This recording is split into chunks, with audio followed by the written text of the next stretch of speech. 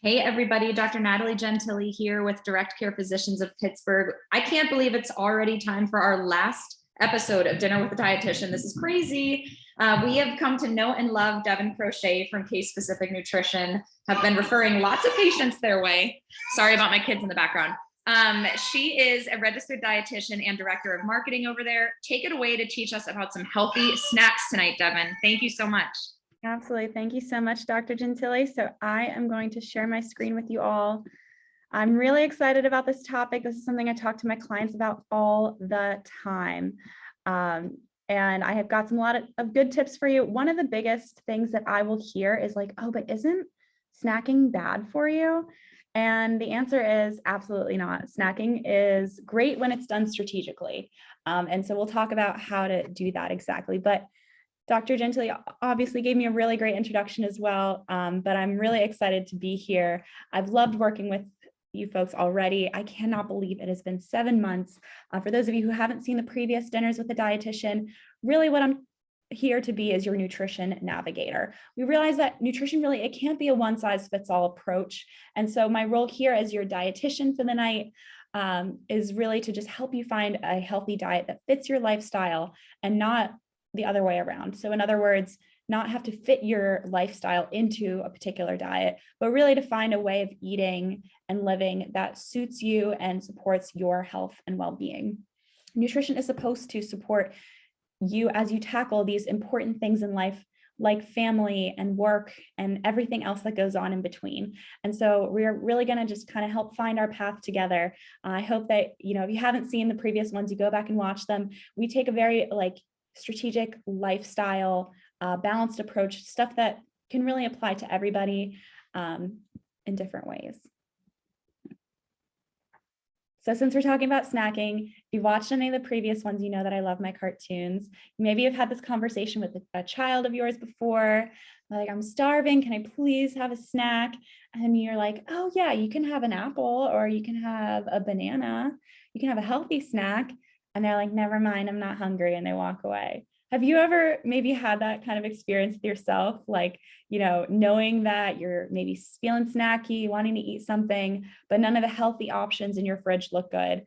So maybe you just skip that snack, or maybe you choose one of those less healthy options. It happens to us as kids and it happens to us as adults. So we're not immune to this, but again, I'm going to help you find some ways to find a snack that's healthy and delicious that you don't have to feel guilty about and really can be a strategic part of your day rather than just kind of a mindless behavior. Again, this is the question that I hear all the time when I ask my clients about snacks.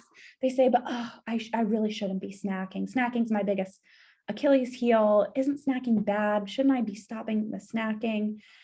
And the answer is no, snacking is not bad, but it should be strategic.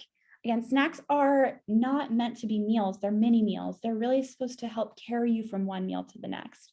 But oftentimes what I see my clients struggling with is they're using snacking as a replacement for real balanced meals. Or maybe the snacking in between meals is really kind of harming their hunger fullness signals. So they're never really getting full and they're never really feeling hungry, but they're kind of just in this weird gray area and they're never really sure how they feel. And so in that way, snacking, it's not inherently bad, but we often do snack the wrong way. We also sometimes snack on the wrong things. We snack on foods that tend to be higher in calories and low in satiety and low in nutrients. These are foods that we can easily overeat if we're not being careful. It's the pizza in the fridge, the leftovers, it's the couple handfuls of granola or trail mix, it's those few chocolates as you walk by the candy jar at work. These little things throughout the day they don't really support us nutritionally. They're really just kind of there to satisfy us emotionally, which is okay. But we want to make sure that we're also nourishing you from a physiological standpoint to help you feel your best. And that way, a chocolate here and there is really not going to harm you. But I don't want that to be the big bulk of your diet, of course. So I'm going to be, of course, teaching you how to hack back your snack, make it a healthy part of your overall diet, and make it very strategic. So my first tip is to plan your snacks into your day. Snacks, a lot of times when they become problematic is because they're kind of just like happening. there, again, like food just becomes available in the break room. You're like, oh, I could have a donut. Oh, I could have a slice of pizza. It becomes the kind of this just spur of the moment thing that happens. Or, maybe you're working from home and you're on Zoom and you're just feeling frustrated with a project, or maybe you're just bored and you need a distraction. So you kind of somehow make your way to the kitchen and are opening the cabinet or opening the fridge and kind of just staring into it, seeing what looks good. And it's really there to satisfy that emotional need. And in reality, when I talk to my clients about if it's emotional or if it's boredom or stress eating, it's not inherently a bad thing. Again, food is meant to be a source of joy and comfort. The issue becomes when it becomes our only source of joy and comfort. So oftentimes what I'll even do with my clients is have them write a list of 10 things when they're feeling stressed out, when they're feeling bored, when they're feeling sad, when they're feeling lonely, when they're angry, whatever that emotion is that tends to lead them towards food. Write 10 things outside of food that provide that same kind of joy or comfort or whatever that satisfaction feeling is. And recognize in the future to keep this list nearby and recognize that you can choose food sometimes, but it should not be your only choice always. And it tends to be our go-to choice because it is always readily available, because it is so satisfying, but it tends to become problematic over time in the form of this kind of mindless snacking pattern. So back to step one, it's to plan your snacks into your day. Where do snacks make sense? Think through your day. What happens over the course of the day? Are there periods of time where you're going more than 4 hours without the opportunity to sit down and have a meal? Our bodies really like to follow what's called the feed fast cycle, where you have a few hours of not eating, and then you have a solid meal, and then you go another few hours without eating. And that way we don't want to be following a grazing pattern, but if there's going to be more than, let's say, 4 hours that you're not able to have some kind of meal, that is where a snack comes into play. This is a great opportunity to incorporate that strategic snack. So, some of these times that I often hear from my clients is it's maybe after their work day, but before dinner time. Maybe they're running around on a Saturday, running a bunch of errands. They're not going to be home for 3 or 4 hours. This is a great time to think about a snack in advance, keyword there. So where do these snacks make sense in your day? Do you need a break around 10:30 in your workday to kind of step away, have a little snack, and get back to work? Do you need a snack in the car on the drive to pick up the kids? Where does that snack make the most sense?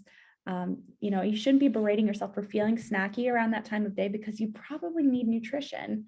Maybe you actually need a meal, but maybe a snack really can carry you over until that next meal. We'll get a little bit more into that later. But thinking through your day or even your week in advance, figuring out, what busy times are coming up, and then plan in advance a strategic snack that you can keep on deck to carry you from meal to meal. Again, it's not a replacement for meal, but it can help carry you through. Tip number 2 is one of my favorites. People always ask me, okay, so good. Snacks are all right. They need to be strategic. They need to be at the right times. I need to be using them to get me from meal to meal instead of in place of meals. So then what do I eat?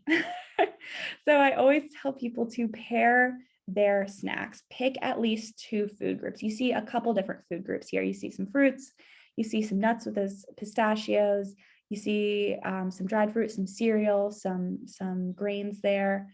So think about maybe some snacks that you've had that ended up not being that satisfying. Was it maybe like a bag of chips or a bag of pretzels, those 100-calorie packs? You had them, or maybe it's, a handful of nuts, or maybe it was a piece of fruit, or maybe it was some celery and peanut butter. You may have found that you were still kind of hungry after that snack. And that's because you're usually only choosing one food group.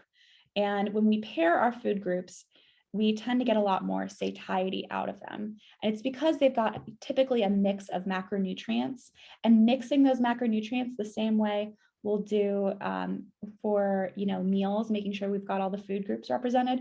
Mixing and providing a variety of those food groups at snacks as well as meals is what's going to provide that satiety. And so again, at least picking 2, and it'll make a lot more sense when I give you a few examples. So again, here's that my plate that I was talking about. So at a meal, we want all the food groups if possible. We want we want some fruits, some vegetables, some grains, some protein, some dairy. Of course, this isn't possible at a snack, but we like to think of snacks as our mini meals. So choosing 2 food groups, again, it's going to provide that satiety. It's going to give you a little bit more longevity. Again, that bag of chips or that 100-calorie pack, it's kind of the essential, or it's the equivalent of like putting pennies in a parking meter, right? It's not going to give you that much longevity. In 30 minutes, you're going to be hungry again. You're going to want another snack, and you're going to be maybe being a little self-critical of yourself because of it, but it actually makes perfect sense why you'd be hungry. You didn't give yourself that much nutrition. You didn't give yourself enough balance at that snack. So again, picking 2 food groups. What are some examples of this? I'll have my clients, come up with some, we'll do some brainstorming together. So maybe it's a fruit and a fat. That could be apples with peanut butter, could be trail mix with some dried fruit in it. It could be some strawberries dipped in some chocolate hummus. We've got a fruit and we've got a healthy fat. That's going to give you some fiber, some fluid, and some fat to help, give you that satiety, slow that digestion, and kind of go from there. And so another example could be like a dairy and a starch, or sometimes we'll call it a grain. So that could be your yogurt with granola. It could be your cheese and crackers. It could be some graham crackers with a glass of low-fat milk. Think about how you might feel after something like this compared to, again, a bag of chips or just a piece of fruit or just some raw veggies. You're going to feel a lot more sustained. And another example would be a grain and a fat. So it could be, oh my gosh, I have a spelling error here. Avocado toast is what that's supposed to say. Some peanut butter crackers, some rice cakes with hummus. Dr. Gentili just said that her favorite is the Trader Joe's energy balls on the back of their ground flaxseed package. That is a great one, right? We've got some flax there that's got some protein and some healthy fats. We've got probably some healthy fats with the peanut butter maybe that goes in those energy balls. Typically, usually there's some oats, those kinds of things. You're mixing your macronutrients. It's going to give you that satiety, having a variety of food groups at that meal. And you don't have to overcomplicate it. You can probably think of more that kind of fall into this category. It doesn't have to be just a fruit and a fat. It could be a fruit and a dairy. It could be a protein and a vegetable. It could be, a hard-boiled egg and a string cheese. You can really, I don't want you to overcomplicate it. Really just pick 2 food groups and you're likely to kind of get a more balanced snack than you would have otherwise. Some more examples of healthy snack ideas. So these are some that I really love. This one on the left, the peanut butter banana rice cakes, there are 3 food groups here, even better. The rice cakes don't tend to have a lot to them. So you're getting some carbs, you're getting some whole grains, you're getting some of the nutrients from that fruit, and you're getting some healthy fats. That's definitely going to give you a lot more satiety than if you were to just have some rice cakes alone or just have a banana alone. So again, it's going to be a good source of fats and fiber. I'll even sprinkle some chocolate chips on top for a little bit of a treat, or maybe even drizzle a little bit of organic honey.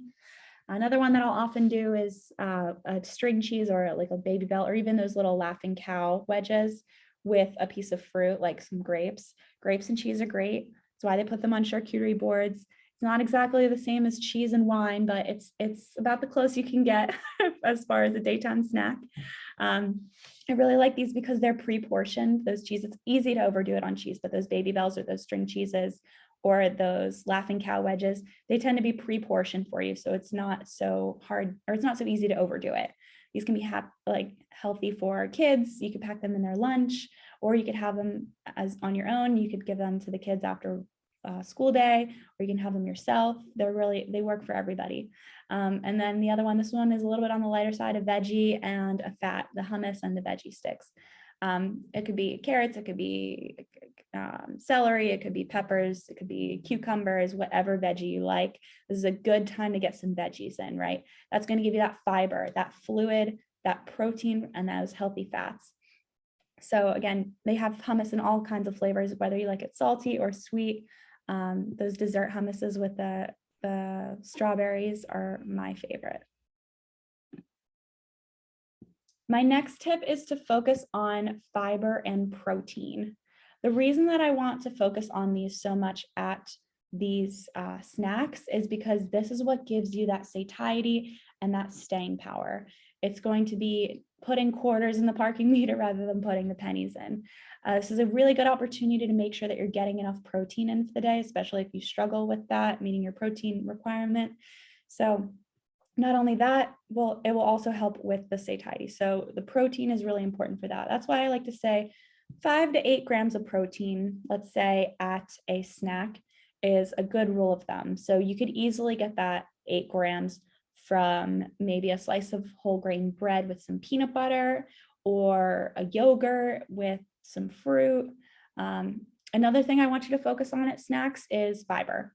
Again, fiber for likely the same reason. It increases your satiety. It helps you feel fuller, longer, and sooner, and will also aid in the digestion of that snack. It's going to give you a little bit more longevity from meal to meal if you're not able to have a meal within that 4-hour range. So again, focus on that fiber and protein, about 8 grams of protein if you can, and at least 5 grams of fiber. If you only get one or the other, I'm satisfied. If it's 4 grams of fiber, you're doing okay. If it's only 6 grams of protein, you're almost there. These are just some good guidelines, some good goal posts to look at when you're choosing a snack. And this dog is a good example of what not to do. I want you to also minimize distractions. This is a time that you can disconnect and be mindful. I want you to turn off those screens or walk away from the screens. I know it can be hard during the workday to pause, but I really would love you to take 5 or 10 minutes to really just be present for that snack.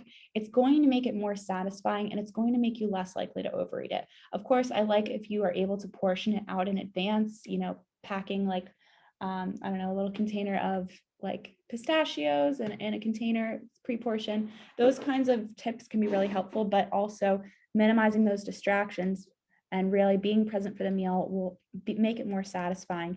And it's also just a really important thing to do for meal times as well. We know that people tend to overeat if they're behind a screen or not really being fully present for that meal. And so that's why I like to recommend that you minimize your distractions at snacks, also at meals. So put the TV away, turn it off, put the phone down, really just enjoy that snack. And so just kind of a summary of my 4 biggest tips is to, of course, plan those snacks into your day. Pick the 2 food groups, focus on the protein and the fiber, and minimizing those distractions. Of course, remember that oftentimes when these snacks come in kind of sporadically throughout the day, oftentimes it's out of boredom or out of frustration. And so recognizing that for what it is, realizing that choosing food as a source of joy and comfort is an okay choice, but it, of course, shouldn't just be your always go-to choice. I want you to kind of be varying. Maybe it's a walk with your pet. Maybe it's calling your sister. Maybe it's going for a drive if you can. Maybe it's just doing a Sudoku puzzle. Maybe it's scrolling through Instagram for 3 minutes, but realizing that going to food should not always be that source of joy and comfort, and maybe even just distraction for a few minutes, that you have other choices at your disposal. And so utilize them. And of course, most importantly, I want you to make sure that your next meal is happening in the next few hours. The thing that you eat after the snack should not be another snack. It really should be a meal. These snacks are really just meant to kind of keep you from meal to meal without feeling too hungry in between and not making you likely to overeat at that following meal. And so remembering its place in that sense. It's really to kind of support you rather than to be a hindrance to your health.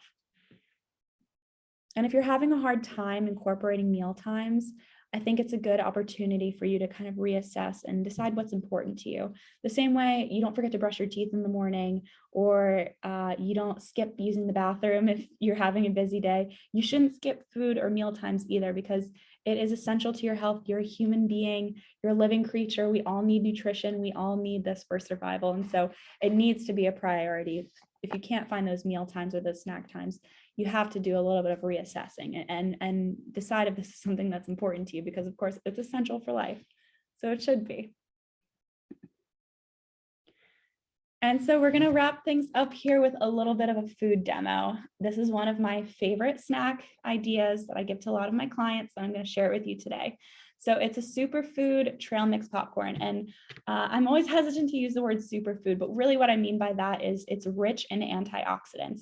It's what we call a functional food. A functional food is a food that provides nutrition outside of just, or I'm sorry, it provides health benefits just outside of calories and, you know, like micronutrients. So really what this has is it's rich in antioxidants, which are anti-inflammatory. Those help counteract free radicals in our body, help reduce that chronic inflammation that we oftentimes experience from a stressful environment, from sometimes a poor diet, sometimes a sedentary lifestyle, just kind of like the go, go, go culture in America can kind of lead us to this chronic inflammation. So we're going to fight back on that a little bit with some antioxidants in this superfood trail mix popcorn. Another reason I really like this popcorn trail mix is because I really like popcorn, but again, popcorn alone isn't going to cut it, right? It's one food group, it's grains. You can eat it, and never really feel satisfied fully. And so I'm combining that with another snack that my clients will often have. They actually tend to overdo because the trail mix, it's, you know, great for you. There's some fiber, there's some protein, there's some healthy fats, there's usually some dried fruit there, antioxidants, but it's very easy to overdo. Trail mix, kind of like granola, while it's a very healthy food, it tends to be very high in calories for a low amount of volume. So I'm kind of taking that satiety, those antioxidants, that protein, those healthy fats from the trail mix, and I'm taking those whole grains and that high volume for low amount of calories with the popcorn, and I'm mixing them together for this trail mix popcorn. So this is something that you can have a few cups of, and it will, you know, not be a huge calorie bomb.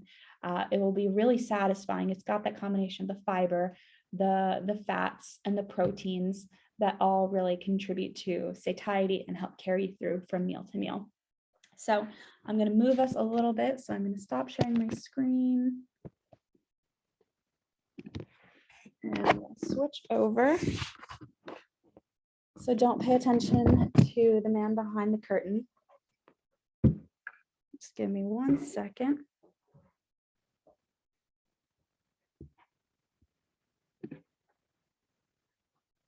Okay. So I'm going to show you this recipe again. It's one of my favorites.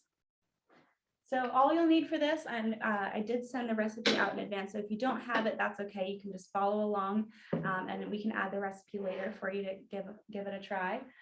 But for this one, we're going to start with the popcorn. It's super simple. This takes less than 5 minutes, and it's really great, especially if you're feeling like you need something a little salty, maybe a little bit of sweet. This satisfies both. It's a great evening snack that I'll recommend to a lot of my clients.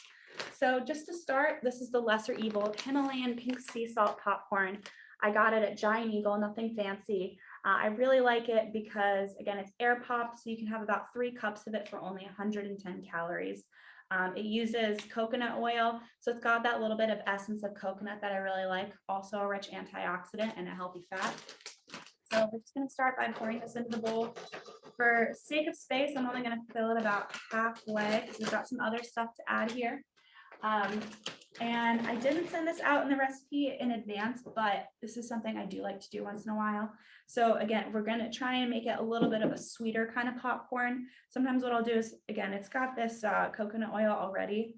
I'll add a little bit of cinnamon and a little bit of just like spray oil, and that's just going to help it stick to the cinnamon. So this is really great if you've got a helper. I don't have a helper today, but I'm going to kind of spray as I sprinkle. So I'll spray this and sprinkle a little bit, and then I'm just going to give it a good mix. And then I'll do that maybe 2 or 3 more times. That's just to give it a little bit more of a flair in terms of flavor. Cinnamon is also a powerful antioxidant that counteracts those free radicals, contributes to lowering that chronic inflammation that so many Americans struggle with. That's what contributes to things like cancer, heart disease, diabetes, rheumatic disorders like arthritis. So it's really something that we want to be paying attention to, especially for our heart healthy population. If you struggle with high blood pressure, this is going to be a great option for you. There's all very healthy fats in here. So now I've got the popcorn with a little bit of cinnamon mixed in there. Next thing I'm going to do is add the pistachios. These pistachios, I like the lightly salted ones. Again, if you're trying to follow a more heart healthy diet, sodium is a concern. So This one only has 65 milligrams of sodium in it. It's another good source of the healthy fats. These are rich in monounsaturated fats. Again, this is a powerful antioxidant. You'll see this rich green color. I'm going to fill it up about a cup. If I was doing the full bag, it would have been about a cup and a quarter. And these are roasted and salted. Of course, if you want to roast them and salt them yourself, absolutely can. Next is going to be our dried cherries. Cherries are also a powerful antioxidant. They're also rich in nitrites. Nitrites help to reduce nitric oxide in the body, which helps dilate our blood vessels. Also very heart healthy as well. So I'm going to add about a cup and a quarter of this as well. I'll just toss that in there, and I'm going to mix it all at the end. And then the last thing, and you guys are going to love this, is our chocolate chips. So it's okay to have a little bit of chocolate here. I like the dark chocolate chips because they, again, tend to be higher in those antioxidants that counteract the free radicals. They're very heart healthy. You may have heard a little bit of dark chocolate here and there is really healthy for you, very heart healthy in general. So we're going to add just a little bit just to give that little bit of sweetness. So again, there's going to be some sweetness, some saltiness, some crunch, really satisfying, especially in the evenings when you're having some of these cravings. You can have this and know that you're having a healthy snack. So you kind of see all of it here in the bowl, and I'm just going to give it a good mix. So again, I really like this because it's got a good source of whole grains. It's not going to be a ton of calories. It's going to be around 195, 200 calories for about 2 cups or so. I will give you a word to the wise. What tends to happen is a lot of the nuts and dried fruit and the chocolate chips do tend to fall to the bottom. So I'll often give it a good mix and then portion them out into bags and then just keep it in the cabinet. You can even let the kids go grab it if they're craving something in the evening.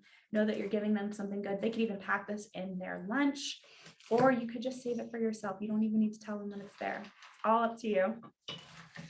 But that is my Superfruit trail mix popcorn. If you're interested, give it a try. I'm sure we'll make sure to post it on social media. I think this is a really good one. It's got that sweet, salty crunch. You know it's good for you. It's got those fats. It's got those antioxidants. It's got those whole grains and that fiber, some of that protein to kind of just help carry you through that last part of the day, or maybe it's your midday snack. You could even put them in a Ziploc bag and keep it in the car as long as it's not going to be like a hot summer day. Now is the perfect time to do something like that because it's nice and cold out. But that is my Superfruit trail mix. I hope you guys learned a lot about snacking. I hope you learned enough about the kinds of things that you should have, the things that will be beneficial to you, the things that will be not so beneficial. Again, this is not supposed to be a grazing pattern. This is really just a mini meal to kind of carry you from meal to meal. So I am going to share my screen with you again, in case you wanted to look at that recipe one more time. Again, I think this is one of my favorites. It's a really good one. And in case you are at all interested in working with a dietitian, I'll give you some tips on how to get in touch with us as well. But this is one of my favorite quotes. Anthony Porowski, he says that food is a way to say, I love you. It is a way to connect with your roots. It's a way to make new friends. It's so much more than just nourishment, right? And so that's why when working with a dietitian, we're talking about your emotions. We're talking about emotional eating. We're not just writing you a meal plan and sending you on your way. We're really working with you long-term to figure out what's coming up for you emotionally. Why do we have these habits? How can we kind of find some better habits? It all comes down to finding a way to nourish yourself that regularly includes foods that you love and help support your health. It's kind of finding that balance. And so if you're interested in getting in touch with a registered dietitian, we have office locations all over Pittsburgh, East Liberty, South Hills, Plum. I work out of the Robinson office here. We've got offices in North Hills, Altoona. We also do virtual. We accept insurance, which is pretty rare for a private practice of dietitians. So the way that you get in contact with us is you just send us an email, scheduling@casespecificnutrition.com. I'll get you in touch with our care coordinator, Christy. She is fantastic. She will check your insurance for you, let you know what your coverage looks like. Of course, you could also give us a call or visit our website. It's casespecificnutrition.com. And if you want to get in touch with me, I included my email here, devon@casespecificnutrition.com. You can follow me on Instagram, Devon the Dietitian. I'm putting up some goofy reels, making a fool of myself on social media.